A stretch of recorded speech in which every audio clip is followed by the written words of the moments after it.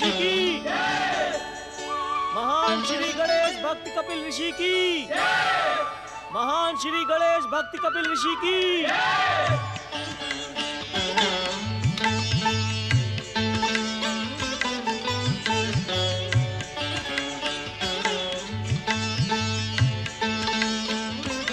ऋषिवर, आपके चरण पड़ जाने से हमारी राजसभा पवित्र हो गई है। अब इस सिंहासन पर विराजमान होकर हमारा भविष्य सुखद करें। महाराज जैसे राज सिंहासन पर विराजमान होना तो राजाओं का धर्म होता है, हम ऋषियों का नहीं। हम ऋषियों के लिए तो केवल एक मामूली सा आसन ही, और आसन ही क्यों, हमारे लिए तो ये भूमि ही पर्याप्त है, जिसे किसी आधार की आवश्यकता नहीं होती। ऋषिवर, जिनसे समाज को आधार मिलता हो, उसे किसी आधार की क्या आवश्यकता है?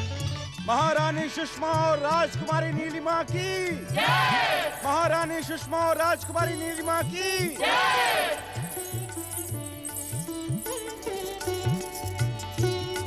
महारानी सुषमा, हम भाग्यशाली हैं कि परम गणेश भक्त और चमत्कारी शक्तियों से संपन्न ऋषि कपिल हमारे आमंत्रण का सम्मान करते हुए आज हमारी राजसभा में पधारे हैं।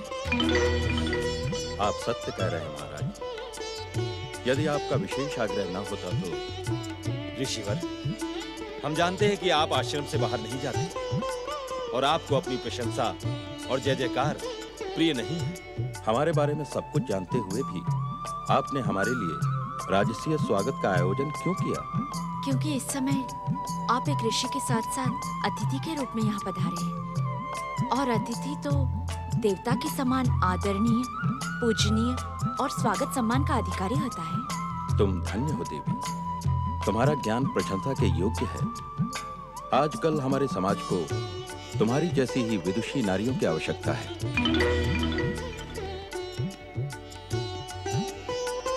ऋषिवर, आपको यहाँ आमंत्रित करने के पीछे हमारा उद्देश्य एक विशेष कार्य के लिए है।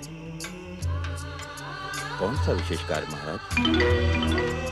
ऋषिवर, हमने हमारी प्रिय पुत्री राजकुमारी नीलिमा के स्वयंवर का निर्णय किया है।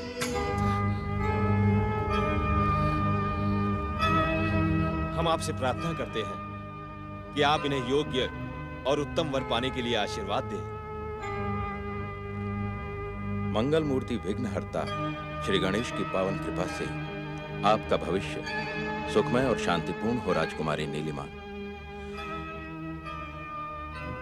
महाराज जयसेन, आप अपने हर कार्य में सफल हों, आपकी हर इच्छा पूर्ण हो, आप सबका कल्याण हो। महान श्री गणेश भक्त कपिल ऋषि की, महान श्री गणेश भक्त कपिल ऋषि की, महान श्री गणेश भक्त कपिल ऋषि की।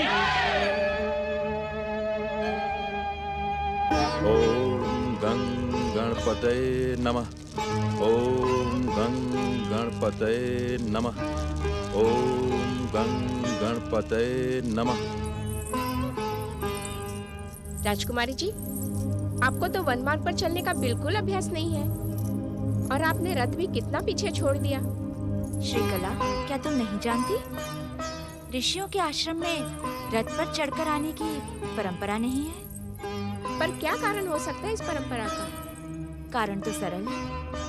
पहला, ऋषि का आदर, और दूसरा, रथ के स्वर से ऋषि की ध्यान साधना में बाधा पड़ सकती है। आप धन्य है राजकुमारी, जो लोक परंपराओं का इतना अधिक ध्यान रखती है। आपने तो ऋषि आश्रम से 4 कोस पहले ही रथ का त्याग कर दिया। आप धन्य है राजकुमारी। धन्य मैं नहीं, धन्य तो ऋषि हैं, और वे भक्त हैं जो अपना पूर्ण जीवन भक्ति को समर्पित कर देते हैं।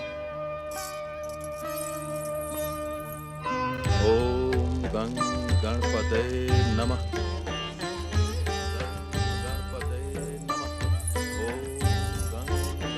आप सब यहीं ठहरे। जो आज्ञा राजकुमारी जी। गणपतये नमः। ओम गं गणपतये नमः। ओम गं गणपतये नमः। ओम गं गणपतये नमः। ओम गं गणपतये नमः। ओम गं गणपतये नमः। ओम गं गणपतये नमः। ओम गं गणपतये नमः। ओम गं गणपतये नमः। ओम गं गणपतये नमः। ओम गं गणपतये नमः। ओम गं गणपतये नमः। ओम गं गणपतये नमः। ओम गं गणपते नमः। ओम गं गणपते नमः। ओम गं गणपते नमः। महाराज जयसेन की पुत्री राजकुमारी नीलिमा, आप यहाँ? ऋषिवर, मैं आपके चरणों में एक विनम्र प्रार्थना लेकर आई हूँ। कैसी प्रार्थना राजकुमारी? क्या आपके पिता महाराज जयसेन भी आपके साथ पधारे हैं, अथवा आप अपनी माता के साथ आई हैं? नहीं ऋषिवर, मेरी प्रार्थना से मेरे माता पिता का कोई संबंध नहीं है, इसीलिए मैं उन्हें बिना बताए यहाँ आई हूँ। मुझे विश्वास है कि आप मेरी प्रार्थना अवश्य स्वीकार करेंगे। आपको अपने माता पिता की आज्ञा के बिना कहीं भी आना जाना नहीं चाहिए। आपका ये कार्य राज परंपरा के अनुकूल नहीं है राजकुमारी। मैं जिस उद्देश्य से यहाँ आई हूँ, उसके लिए माता पिता की आज्ञा प्राप्त करना कठिन था। जब आप मेरी प्रार्थना सुनेंगे तो सारी बातें आपकी समझ में आ जाएंगी। कुछ तो आपकी बात मेरी समझ में आ रही है राजकुमारी, पर आपके आने से मेरी ध्यान आराधना का संकल्प खंडित हुआ है। आपको अपनी बात कहने के लिए मेरे संकल्प के पूर्ण होने तक प्रतीक्षा करनी होगी। यदि आप अपने माता पिता की आज्ञा लेकर आई होती तो आपको यह कष्ट नहीं सहना होता।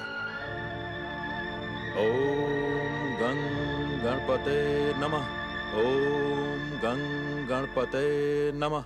राजकुमारी ने हमें किस धर्म संकट में डाल दिया, समझ में नहीं आता कि महाराज से क्या कहूँ। पर इस बात को छुपाया भी तो नहीं जा सकता, महाराज को तो बताना ही होगा। कंचुकी, कंचुकी, तुम कहाँ हो? आज्ञा महारानी जी। महाराज कहाँ हैं? हम उनसे इसी समय मिलना चाहते हैं। महारानी की जय हो, महाराज पधार रहे हैं।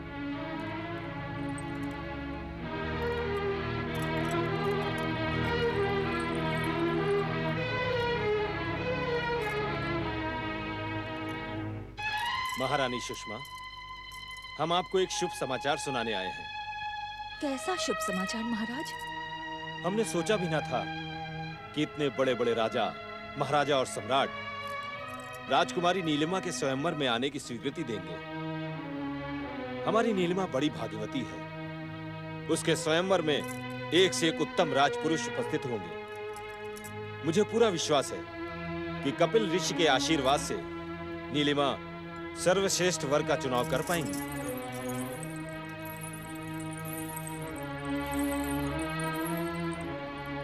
क्या बात है महारानी, क्या आप इस शुभ समाचार से प्रसन्न नहीं हैं? हमारे लिए नीलिमा की प्रसन्नता सब कुछ है महाराज, परंतु क्या महारानी, आप अपनी बात कहें। हम आपके व्यवहार से चिंतित हैं। महाराज, हमारी ये पुत्री ये स्वयंवर नहीं चाहती है। ये आप क्या कह रही हैं? नीलिमा के इस विचार का कारण क्या है? उसने अपने भावी वर का चुनाव कर लिया है। ये कैसी विचित्र बात कर रही हैं आप? हमने श्रेष्ठ से श्रेष्ठ राजपुरुषों को स्वयंवर में सम्मिलित होने का आमंत्रण भेज दिया है। कई राजकुलों से स्वीकृति भी आ चुकी है। क्या आप और राजकुमारी ये बात नहीं जानती? क्षमा करें महाराज, मुझे अभी इस बात का पता चला है। मैं स्वयं आपसे मिलने आ रही थी कि आप... राजकुमारी नीलिमा को इस स्वयंवर से ही अपना वर चुनना होगा। वो हमारी राज प्रतिष्ठा के साथ खिलवाड़ नहीं कर सकती। कहाँ है राजकुमारी नीलिमा? कपिल ऋषि के आश्रम में। क्या आपकी आज्ञा लेकर वहां गई हैं? नहीं महाराज। ये अनुचित प्रार्थना हम कैसे स्वीकार कर सकते हैं राजकुमारी? हमारे आश्रम में आने से पूर्व आपको इस विषय में कई बार सोचना चाहिए था। यह प्रस्ताव रखकर आपने हमारे ऋषि धर्म को ठेस पहुंचाई है। हमारी भक्ति को ठुकराया है आपने। क्षमा करें ऋषिवर, ये आप नहीं, आपका मिथ्या अभिमान बोल रहा है। इस आरोप का कारण तो आप जानते ही हैं ऋषिवर। वैदिक काल से लेकर आज तक अनेक ऋषियों ने साधारण और राजकुल की नारियों के साथ विवाह करके क्या गृहस्थ धर्म का पालन नहीं किया? ऋषि श्रेष्ठ महाराज जनक, महर्षि विश्वामित्र, आदर्श समस्त सप्तऋषियों ने भी जनता के सामने मर्यादा पूर्वक गृहस्थ जीवन का पालन किया और महान संतानों को जन्म दिया है। देवी, जिस बीते हुए इतिहास का आप उल्लेख कर रही हैं, वो सत्य है, परंतु ये कोई आवश्यक तो नहीं कि जो कार्य उन महान ऋषियों ने किया है वही कार्य मैं भी करूं। मैं आपकी भावनाओं को ठेस नहीं पहुंचाना चाहता। मेरे प्रस्ताव को ठुकराकर जो ठेस आपने मुझे पहुंचाई है, उसका तो अनुमान भी आप नहीं लगा सकते। आपके कारण मेरा प्रेम से भरा हृदय, मेरी भावना वेदना की ज्वाला में भस्म होती जा रही है। स्वयं को संभालो देवी।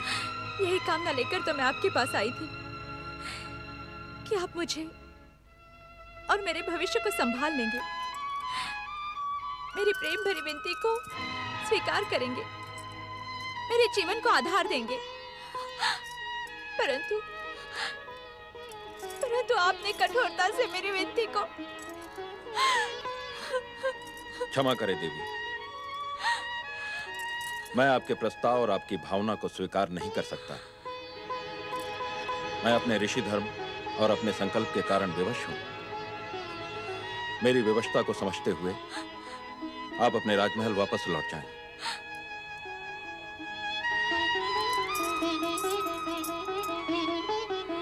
मैंने नहीं सोचा था संसार की सुख शांति का संकल्प करने के लिए जिस व्यक्ति ने ऋषि धर्म अपनाया, वो व्यक्ति इतना कठोर और निर्मोही हो सकता है।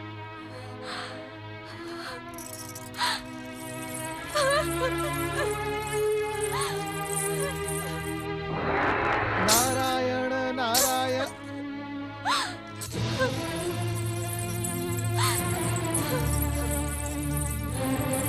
ये तो किसी श्रेष्ठ कुल की सुंदर राजकुमारी दिखाई पड़ती है, परंतु परम गणेश भक्त ऋषि कपिल के आश्रम में एक राजकुमारी का भला क्या काम? नारायण नारायण। श्री गणेश ने धर्म संकट का जो संकेत दिया था, कहीं उसका प्रारंभ तो नहीं हो गया? ओम गणेशाय नमः। नारायण नारायण। देव ऋषि नारद, आप ब्रह्मा जी के मानस पुत्र ने अनायास से आकर मेरे आश्रम को पावन कर दिया है। मैं तो सपने में भी नहीं सोच सकता था कि आप जैसे महापुरुष के और भगवान नारायण के अवतार के दर्शन मैं इस जन्म में कर पाऊंगा। बड़े बड़े ऋषि मुनि भी कठोर तपस्या के बाद जिस सौभाग्य को प्राप्त नहीं कर पाते, वो आपने मुझे अपनी इच्छा के अनुसार प्रदान किया है। धन्य हुआ मैं और धन्य हुआ मेरा यह आश्रम। नारायण नारायण। ऋषिवर, मैं भी आपके समान श्री गणेश भक्त हूँ, परंतु गौरी पुत्र श्री गणेश ने जब मुझे इस बात का संकेत दिया कि आप किसी धर्म संकट में घिरने वाले हैं, तो मैं आपको सावधान करने से स्वयं को रोक न सका। आपने मंगल मूर्ति श्री गणेश के साक्षात दर्शन किए हैं देव ऋषि। धन्य हैं आप। मैं तो उनके दर्शन पाने के। आपकी भक्ति में अमोघ शक्ति है ऋषिवर। मैं विश्वास के साथ कह सकता हूँ कि विघ्नहर्ता श्री गणेश आपको दर्शन अवश्य देंगे। आपने जिस धर्म संकट की चर्चा की है देव ऋषि, वो मुझ पर आ पड़ा है। पता नहीं ये संकट मुझे किस परिणाम तक पहुंचाएगा। नारायण नारायण। ऋषिवर, मैं आपसे धर्म संकट के विषय में कुछ भी नहीं पूछूंगा।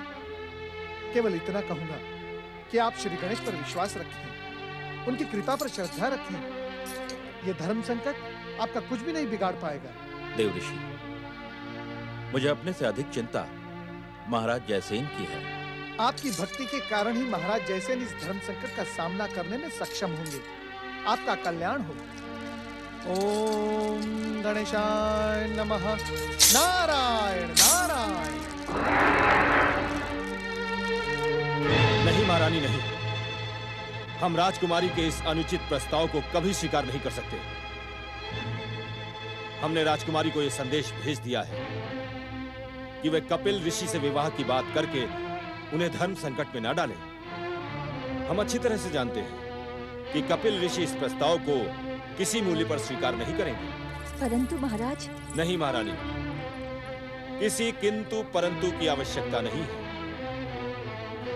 कपिल ऋषि के जीवन का एकमात्र उद्देश्य है श्री गणेश की भक्ति और जन कल्याण। राजकुमारी की इस धृष्टता के लिए हम ऋषिवर से क्षमा याचना करने जाएंगे। आपका ये निर्णय उचित है महाराज। बच्चों की भूल का सुधार बड़ों को ही करना होता है। पर ऋषि आश्रम जाने से पहले एक बार हम नीलिमा से मिल लें। हाँ महारानी, हम राजकुमारी से ये अवश्य पूछेंगे कि उन्होंने कपिल ऋषि के साथ कोई अनुचित व्यवहार तो नहीं किया। क्षमा करें देवी, मैं आपके प्रस्ताव और भावना का आदर नहीं कर सकता। अपने ऋषि धर्म और संकल्प के कारण मैं विवश हूँ। मेरी विवशता को समझते हुए आप आदर पूर्वक राजमहल लौट जाएं। मैंने सोचा नहीं था संसार की सुख शांति का संकल्प करने के लिए ऋषि धर्म स्वीकार करने वाला व्यक्ति इतना कठोर और निर्मोही हो सकता है। प्रणाम ऋषिवर। पुत्री नीलिमा, कपिल ऋषि ने मेरा घोर अपमान किया पिताश्री। उन्होंने न केवल मेरी भावनाओं को आघात पहुंचाया है, अपितु आपकी राज प्रतिष्ठा को भी आघात पहुंचाया है। नीलिमा, तुम्हें अपने पिताश्री से आज्ञा लिए बिना ऋषि आश्रम जाने की क्या आवश्यकता थी? मैं आपके इस प्रश्न का उत्तर नहीं दे सकती माताश्री। पुत्री, तुम अपनी भावनाओं में बहकर। भावनाओं में बहकर नहीं माताश्री, भावनाओं में बहकर नहीं। मैंने बहुत सोच विचार कर ऋषिवर के सामने अपना प्रस्ताव रखा था और ऋषि ने तुम्हारे प्रस्ताव को ठुकरा दिया। ये बात हम पहले से जानते थे राजकुमारी। तुमने एक अनुचित। मैंने कोई अनुचित कार्य नहीं किया पिताश्री। इतिहास साक्षी है, अनेकों राजकन्याओं ने ऋषियों से विवाह करके अपना जीवन धन्य किया है। कपिल ऋषि कोई साधारण ऋषि नहीं है राजकुमारी। वे चमत्कारी शक्तियों से संपन्न महान गणेश भक्त हैं। इस पर भी उन्हें मेरी भावनाओं का अपमान करने का कोई अधिकार नहीं है पिताश्री। या तो आप उन्हें मेरे साथ विवाह करने के लिए विवश कर दीजिए, या फिर उन्हें ऐसा दंड दीजिए कि वे जीवन भर उसे भूल न पाए। तुम मर्यादा की सीमाओं को लांघती जा रही हो राजकुमारी। तुमने अपनी इच्छा से ऋषि के आश्रम जाकर भयानक भूल की है। किसी ऋषि को दंडित करने का विचार करना भी भयानक पाप है। पिताश्री, मुझे तुम्हारी कोई बात नहीं सुननी है राजकुमारी। तुम्हारी भूल का प्रायश्चित यही है कि तुम कपिल ऋषि के पास जाकर क्षमा याचना करो और स्वयंवर में अपने वर का चुनाव करो।